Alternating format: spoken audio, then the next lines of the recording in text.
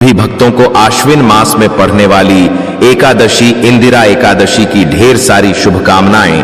भक्तों, आश्विन मास के कृष्ण पक्ष की एकादशी को इंद्र एकादशी कहा जाता है, जो पितृपक्ष के दिनों में पड़ती है और विशेष रूप से पितरों की शांति तथा मोक्ष प्रदान करने वाली मानी जाती है। आज हम आपको इस वीडियो में बताएंगे कि आश्विन मास की कृष्ण पक्ष की एकादशी, जिसका नाम है इंदिरा एकादशी, 2025 में सितंबर महीने में किस तारीख को है। लोगों के मन में काफी कंफ्यूजन है कि यह एकादशी कब है, 17 सितंबर या 18 सितंबर। तो आज हम आपकी इसी कंफ्यूजन को दूर करने वाले हैं। इसी के साथ जानेंगे कि इंदिरा एकादशी का व्रत कब रखा जाएगा, पूजा पाठ कब करना है, व्रत का शुभ मुहूर्त क्या है और इस एकादशी पर पितरों को तृप्त कैसे किया जाता है, पितृ पूजा कैसे करना है, और साथ ही जानेंगे कि इस एकादशी पर हमें क्या खाना है, क्या नहीं खाना है, किन किन नियमों का पालन करना है, कौन सी सावधानियां बरतनी चाहिए। संपूर्ण जानकारी आज हम आपको इस छोटी सी प्यारी सी वीडियो के माध्यम से देने जा रहे हैं, इसलिए वीडियो के अंत तक आपको बने रहना है। इस दिन भगवान विष्णु की विधिवत पूजा अर्चना करने के साथ साथ पितरों के लिए तर्पण और पिंडदान करने का अत्यधिक महत्व होता है। शास्त्रों में उल्लेख है कि इंदिरा एकादशी का व्रत करने से मनुष्य के पाप नष्ट होते हैं और पितरों को तृप्ति प्राप्त होती है, जिससे वे प्रसन्न होकर आशीर्वाद प्रदान करते हैं। यह एकादशी न केवल भौतिक सुख संपत्ति प्रदान करने वाली है, बल्कि यह आत्मिक शांति और पूर्वजों की कृपा प्राप्त करने का भी श्रेष्ठ माध्यम है। इस दिन व्रत, उपवास, कथा श्रवण और दान पुण्य का फल अनेक गुना बढ़कर मिलता है। भक्तों, अगर इसके महत्व की बात करें तो इंदिरा एकादशी का महत्व अपार है। शास्त्रों में कहा गया है कि आश्विन मास के कृष्ण पक्ष में आने वाली यह एकादशी केवल व्रतधारी के लिए ही नहीं, बल्कि उसके समस्त पितरों के लिए भी कल्याणकारी होती है। इसे विशेष रूप से पितृपक्ष की जीवनदायिनी तिथि माना गया है। इस दिन यदि श्रद्धा और भक्ति से भगवान विष्णु की पूजा की जाए, पितरों के नाम तर्पण, अन्नदान और पिंडदान किया जाए तो पितरों को स्वर्ग की प्राप्ति होती है। यही कारण है कि इंदिरा एकादशी को पितरों की मुक्ति की द्वार कहा गया है। इस दिन का व्रत केवल एक साधारण धार्मिक अनुष्ठान नहीं है, बल्कि यह आत्मा और पूर्वजों के बीच के अटूट संबंध का प्रतीक है। जो भी भक्त इस दिन उपवास और श्रद्धा से सेवा करता है, उसके पितरों को गंगा स्नान और तर्पण का पुण्य प्राप्त होता है और स्वयं उस भक्त को भी अक्षय पुण्य की प्राप्ति होती है। इंदिरा एकादशी न केवल पितरों के उद्धार का माध्यम है, बल्कि जीवित व्यक्ति के जीवन में भी सुख, शांति और समृद्धि लाने वाली तिथि है। तो चलिए भक्तों, अब हम जान लेते हैं कि यह एकादशी 2025 में किस तारीख को है, किस दिन इसका व्रत करना चाहिए। लेकिन जानकारी आरंभ करने से पहले आपसे एक अनुरोध करना चाहेंगे कि आप कमेंट बॉक्स में सच्चे मन से जय श्री हरि विष्णु, जय पितरा देवताएं नमः जरूर ही लिख देना। और जानकारी अगर थोड़ी सी भी अच्छी लगती है तो वीडियो को लाइक करके जरूर जाइएगा। तो चलिए अब जान लेते हैं सन 2025 में पितृपक्ष की प्रथम एकादशी, जिसे इंदिरा एकादशी कहा जाता है, बुधवार 17 सितंबर को मनाई जाएगी। इस दिन एकादशी तिथि की शुरुआत रात्रि के 12:21 पर होगी और यह तिथि पूरे दिन चलते हुए रात्रि के 11:39 तक रहेगी। इस दिन प्रातः काल स्नान कर भगवान विष्णु की पूजा करना अत्यंत शुभ माना गया है। पूजा का उत्तम समय प्रातः काल सूर्योदय के पश्चात से लेकर दोपहर 12 बजे तक है, जिसे शुभ मुहूर्त माना जाता है। इस दिन व्रत रखने वाले भक्त को दिन भर भगवान का ध्यान, कथा श्रवण और पितरों के लिए तर्पण करना चाहिए। अगले दिन अर्थात गुरुवार 18 सितंबर को द्वादशी तिथि रहेगी और व्रत का पारण प्रातः काल 6:07 से लेकर 8:34 तक करना श्रेष्ठ माना गया है। इस प्रकार इंदिरा एकादशी का यह व्रत न केवल स्वयं के लिए पुण्यदायी होता है, बल्कि पितरों की आत्मा को भी शांति और मोक्ष प्रदान करता है। वास्तुशास्त्र भी कहते हैं कि शुभ मुहूर्त में किया गया काम हमेशा ही लाभ ही प्रदान करता है। इसलिए जो भी शुभ मुहूर्त है आप उसी में पूजा पाठ करें, भगवान विष्णु का ध्यान करें और अपने पितरों के निमित्त जो भी पूजा पाठ व्रत है आपको अच्छे से कर लेना है। चलिए भक्तों, अब जान लेते हैं कि पूजा विधि क्या रहेगी। इस एकादशी के दिन हमें घर पर ही किस प्रकार से पूजा करना है ताकि हमें श्री हरि विष्णु के आशीर्वाद के साथ साथ अपने पितरों का भी आशीर्वाद प्राप्त हो। तो चलिए जानते हैं कि शास्त्रों में इंदिरा एकादशी का दिन अत्यंत पवित्र और पुण्यदायी माना जाता है। इस दिन का व्रत और पूजा करने से स्वयं के पापों का नाश होता है और साथ ही हमारे पितृदेवों को शांति और मुक्ति की प्राप्ति होती है। इस व्रत की शुरुआत प्रातः काल सूर्योदय से पहले ब्रह्म मुहूर्त में उठकर करनी चाहिए। उठते ही सबसे पहले भगवान का स्मरण करें और मन में संकल्प लें कि आज मैं पूरे दिन नियम पूर्वक व्रत रखूंगा और अपने पितरों तथा भगवान विष्णु को प्रसन्न करूंगा। उसके बाद स्नान के लिए जल में थोड़ी मात्रा में गंगा जल, तिल और कुशा अवश्य डालें, क्योंकि शास्त्रों में कहा गया है कि इनसे स्नान करने से शरीर शुद्ध होता है और आत्मा को पवित्रता का अनुभव होता है। स्नान के पश्चात शुद्ध, पवित्र और स्वच्छ वस्त्र धारण करें। वस्त्र संभव हो तो पीले हो, क्योंकि ये विष्णु जी को अत्यंत प्रिय हैं। इसके बाद पूजा स्थल को गंगा जल छिड़ककर पवित्र करें और आसन पर पूर्व दिशा की ओर मुख करके बैठ जाएं। सबसे पहले व्रत का संकल्प लें। दाहिने हाथ में जल, पुष्प, तिल और अक्षत लेकर संकल्प मंत्र पढ़ें। एयूएम विष्णु प्रीत्यर्थम मम पापक्षय पूर्वकम पितृमोक्ष सिद्ध्यर्थम इंद्रा एकादशी व्रतमहम करिष्ये। यह संकल्प व्रत का मूल आधार है, क्योंकि इसके बिना पूजा अधूरी मानी जाती है। संकल्प के बाद भगवान विष्णु की मूर्ति या चित्र को पीले वस्त्र से सजाएं। उनके सामने धूप, दीप, फल और नैवेद्य रखें। पूजा की सामग्री में शुद्ध जल, पंचामृत, धूप बत्ती, दीपक, पीले फूल, तुलसी दल, मौली, चंदन, चावल, नारियल, मिठाई, फल, सूखे मेवे और भगवान को भोग लगाने योग्य पकवान होने चाहिए। पूजा की शुरुआत भगवान गणेश की वंदना से करें। एयूएम गण गणपतये नमः, ताकि सभी विघ्न दूर हो जाएं। इसके बाद शंख बजाकर वातावरण को शुद्ध करें और भगवान विष्णु का ध्यान करें। अब भगवान को जल से आचमन कराएं और पंचामृत से स्नान कराएं। स्नान कराते समय मंत्र बोलें, एयूएम नमो भगवते वासुदेवाय नमः। फिर भगवान को पीले फूल और तुलसी दल अर्पित करें। तुलसी के बिना भगवान विष्णु की पूजा अधूरी मानी जाती है, इसलिए कम से कम 11 तुलसी पत्ते अर्पित अवश्य करें। दीप जलाते समय मंत्र पढ़ें, एयूएम दीप ज्योतिषे नमः। धूप अर्पित करते समय एयूएम धूपाय नमः। नैवेद्य चढ़ाते समय एयूएम अमृतोपस्तरणमसि स्वाहा। और अंत में भगवान की आरती करें तथा विष्णु सहस्रनाम या गीता के श्लोकों का पाठ करें। जो भक्त पूरे दिन विष्णु मंत्र एयूएम नमो नारायणाय या एयूएम नमो भगवते वासुदेवाय का जाप करता है, उसके जीवन से सभी क्लेश और बाधाएं दूर हो जाती हैं। अब भगवान विष्णु की पूजा के साथ साथ पितरों का तर्पण करना आवश्यक है, क्योंकि इंदिरा एकादशी विशेष रूप से पितृमोक्षदायिनी तिथि है। तर्पण के लिए दक्षिण दिशा की ओर मुख करके दाहिने हाथ से तिल, कुशा और जल अर्पित करें। इस समय मंत्र बोलें, एयूएम पितृभ्यः स्वधा नमः। एयूएम मातामहेभ्यः स्वधा नमः। एयूएम सर्वेभ्यः पितृभ्यः स्वधा नमः। जल अर्पित करने के बाद यदि पिंडदान करना चाहें तो चावल, तिल और गुड़ से बने पिंड पितरों को अर्पित करें। शास्त्रों में कहा गया है कि इस दिन पितरों के लिए अन्नदान, ब्राह्मण भोजन और गौ सेवा करने से पितृ प्रसन्न होकर आशीर्वाद देते हैं। व्रत के नियमों का पालन करते हुए दिन भर उपवास रखें। यदि स्वास्थ्य अनुमति न दे तो फलाहार या केवल जल ग्रहण करें।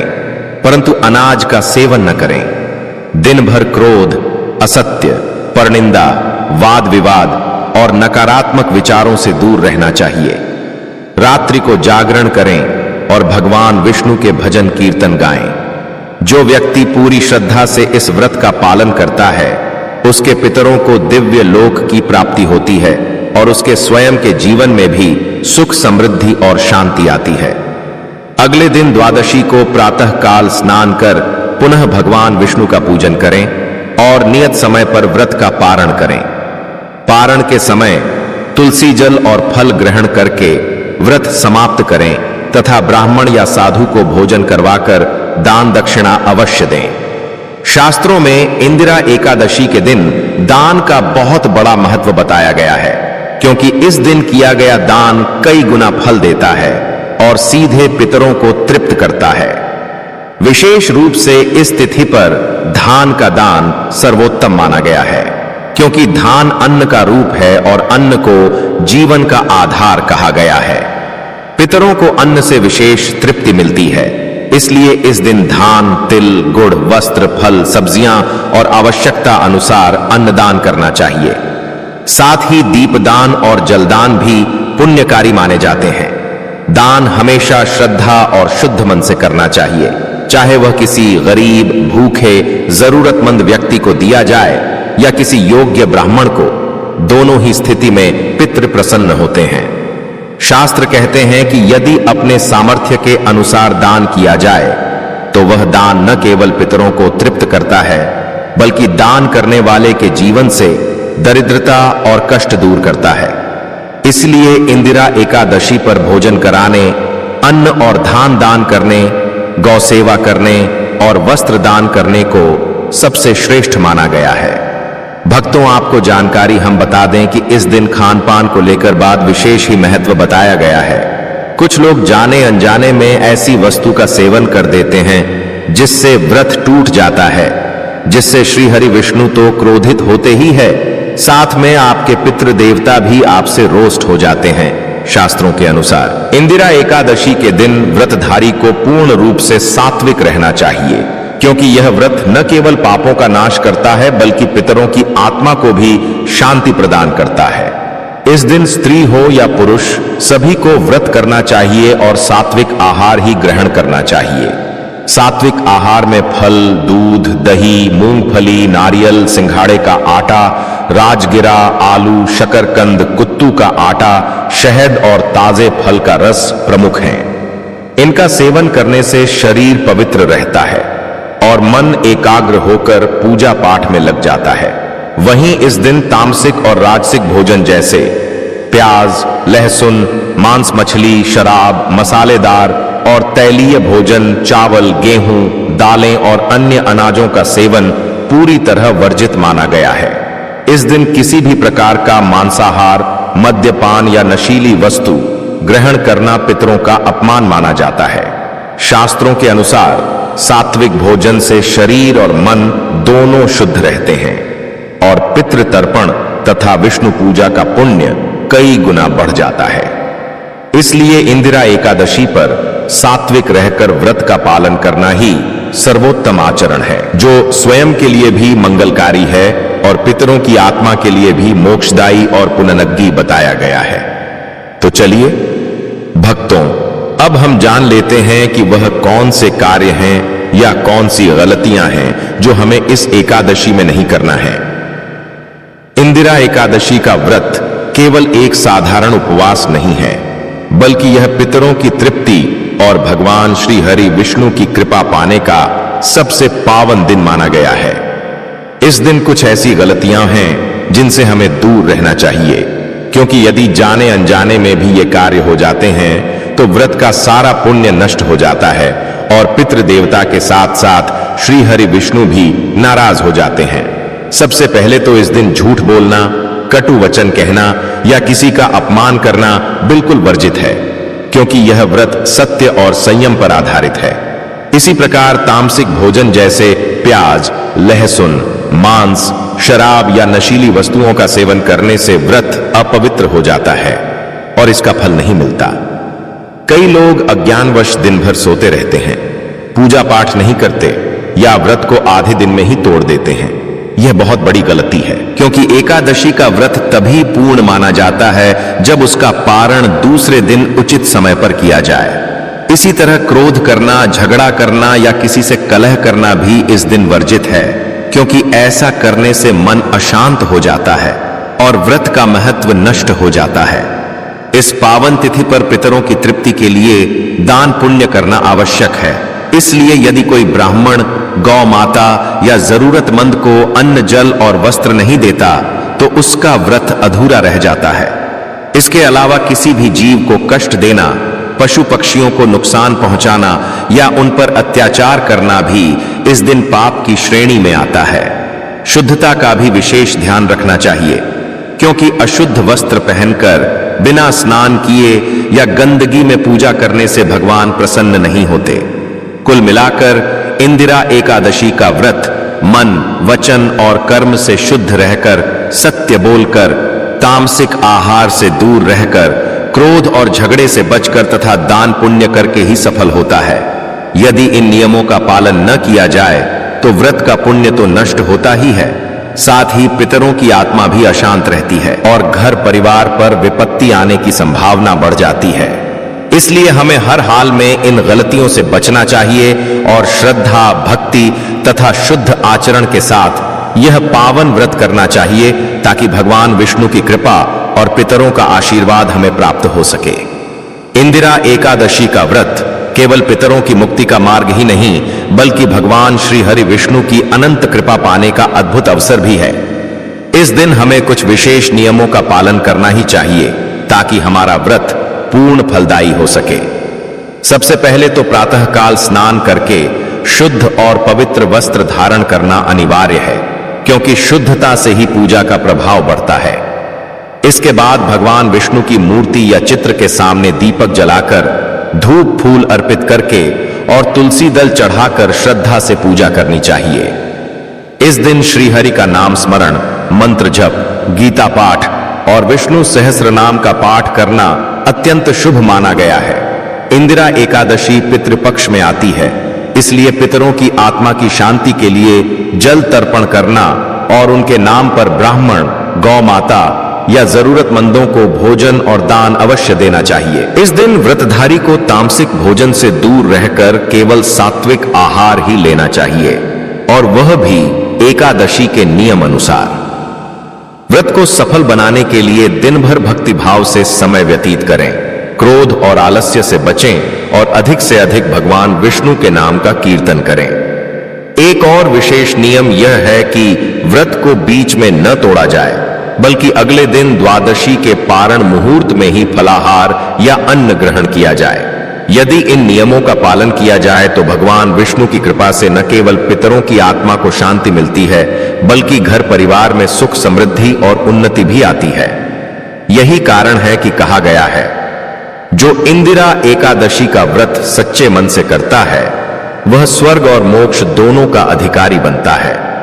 भक्तों, इंदिरा एकादशी के दिन गौ सेवा का महत्व वेद पुराणों में विशेष रूप से बताया गया है। कहा जाता है कि जिस घर परिवार में गौ सेवा होती है वहां पितृदोष नहीं टिकता और भगवान श्री हरि विष्णु तथा माता लक्ष्मी का आशीर्वाद सदैव बना रहता है।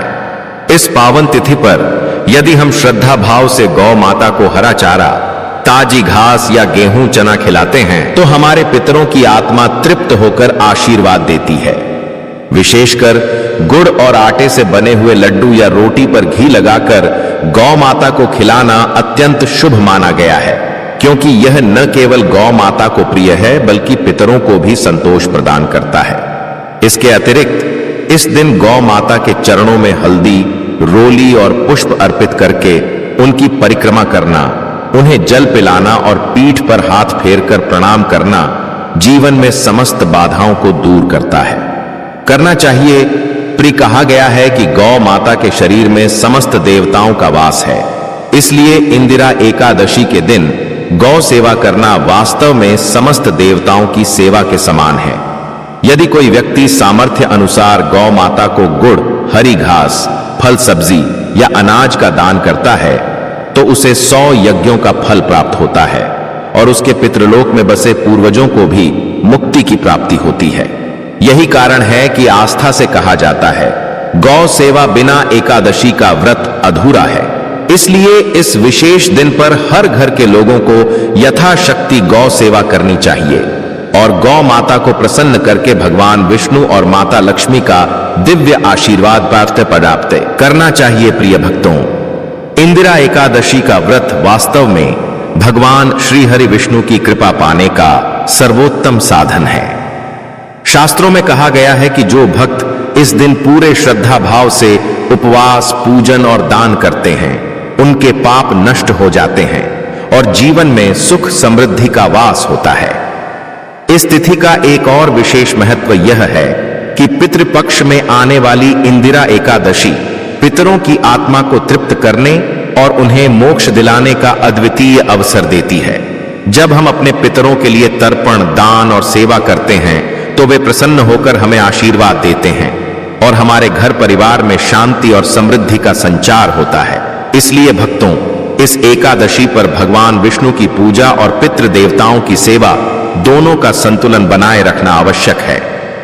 हमें विश्वास है कि यह जानकारी आपके लिए लाभकारी सिद्ध होगी और आपके व्रत को और अधिक फलदायी बनाएगी।